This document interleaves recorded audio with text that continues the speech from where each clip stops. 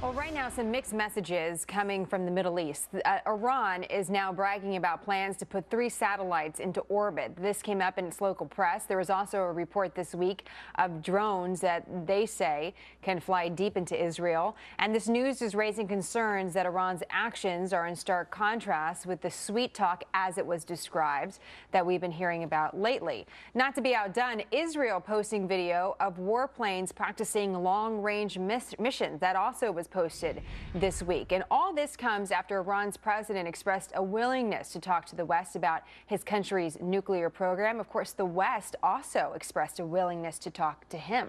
Jessie Duff is a retired gunnery sergeant for the U.S. Marine Corps and serves on the advisory committee for Concerned Veterans for America. It's nice to have you on the program, Jessie. Let's just take this bit by bit because we need to understand exactly what some of these headlines mean. So when Iran says they're going to shoot some satellites into orbit, is that just for space exploration? What does that really mean? I think we'd be naive to think that they're doing any space exploration. Not only that, the drones that they have now, they clearly stated in their media that they can go deep into Tel Aviv. So this is something of deep concern, and I think the United States needs to get up and speak out against this.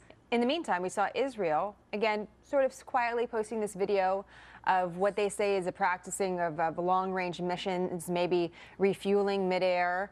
Why does that seem like an important headline that we should pay attention to? It's obvious that Israel is making a statement to Iran.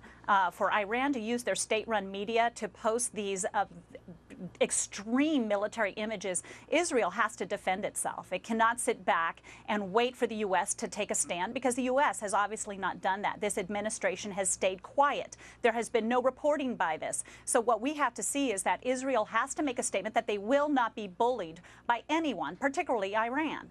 Interestingly enough, next week is a meeting with Iran, the talks restarting, if you will, over the nuclear program. What do you make of the timing of all of these headlines? We were just recently talking about this meeting at the UN and maybe some softening of the rhetoric. What do you make of these actions that have followed?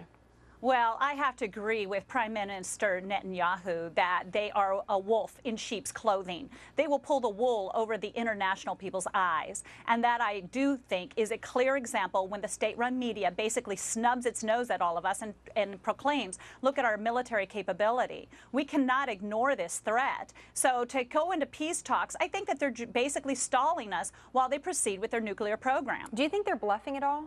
Because we've been accused of bluffing, right? Israel's been accused of bluffing, that we won't really attack. Do you think Iran is doing the same thing?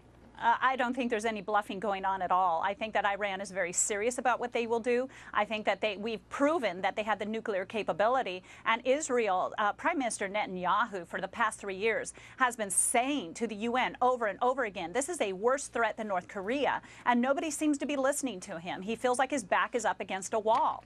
You know, we've talked to a lot of policy experts, and I know we're talking a little bit about policy as well. And Jessie, it's great to talk to someone that has a background that you do with the military. And I'm just curious, within circles of conversations with other veterans as well, you know, what do they think about our decisions as a country and whether or not this issue with Iran will hit a certain point where there's going to be some sort of military intervention?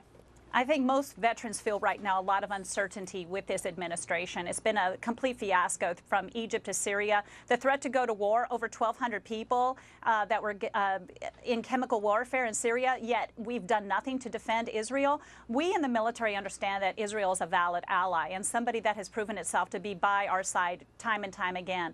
So I think this uncertainty does not demonstrate a strong leadership from this administration, and it's getting very difficult for all of the military to understand what direction we are taking. We're going to keep watching the headlines. Again, big meeting next week. Jessie, great to see you. Look forward to having you back. Thank you. Thank you, Jenna.